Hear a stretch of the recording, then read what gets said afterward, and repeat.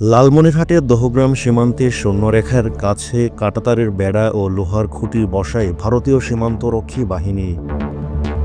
এবার এ কাজ করা হয় গভীর রাতে, তবে বর্ডার গার্ড বাংলাদেশ বিজিবির সদস্যদের বাধায় নির্মাণ কাজ বন্ধ করা হয়। সীমান্তবাসীরা জানান, দহগ্রামের কলোনিপাড়া সীমান্ত এলাকায় শুক্রবার ২৮ ফেব্রুয়ারি গভীর রাতে বিএসএফ ভারতীয় নাগরিকদের দিয়ে সৈন্যরেখায় ৩ থেকে ৫ গজের মধ্যে কাঁটাতারের বেড়া ও লোহার খুঁটি স্থাপন শুরু করে। শনিবার সকাল পর্যন্ত প্রায় ৫০০ গজ এলাকা জুড়ে কাঁটাতারের বেড়া ও লোহার খুঁটি দিয়ে স্থাপন করতে সক্ষম হন তারা।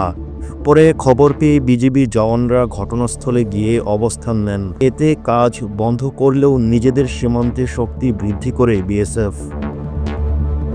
বিজিবি সূত্র জানায়, এই ঘটনায় পতাকা বৈঠকের আহ্বান জানিয়েছে বিএসএফকে চিঠি পাঠানো হলে এতে সাড়া দিলে শনিবার ১ মার্চ বিকেলে ওই সীমান্তে বিজিবি বিএসএফের মধ্যে পতাকা বৈঠক অনুষ্ঠিত হয়।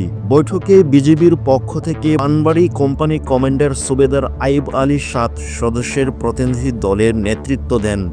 অপরদিকে বিএসএফের ভোটবাড়ি ক্যাম্পের কোম্পানি কমান্ডার জামরং সিং নিজ বাহিনীর প্রতিনিধি দলের নেতৃত্ব দেন।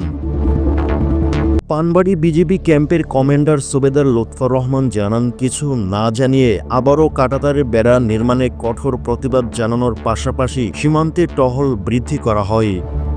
রংপুর ৫১ বিজিবি ব্যাটালিয়নের অধিনায়ক লেফটেন্যান্ট কর্নেল মোহাম্মদ সেলিম আল দিন গণমাধ্যমকে বলেছেন, বিএসএফ আমাদের জানায় তাদের জেলা প্রশাসনের সহায়তায় সীমান্তে বেড়া নির্মাণ শুরু করে ভারতীয় গ্রামবাসী। কিন্তু দুবাহিনীর মধ্যে এর আগে অনুষ্ঠিত উচ্চ পর্যায়ের বৈঠকে সীমান্তে আপাতত কোনো ধরনের স্থাপনা নির্মাণ না করার বিষয়টি তাদের স্মরণ করিয়ে দেওয়া হয়।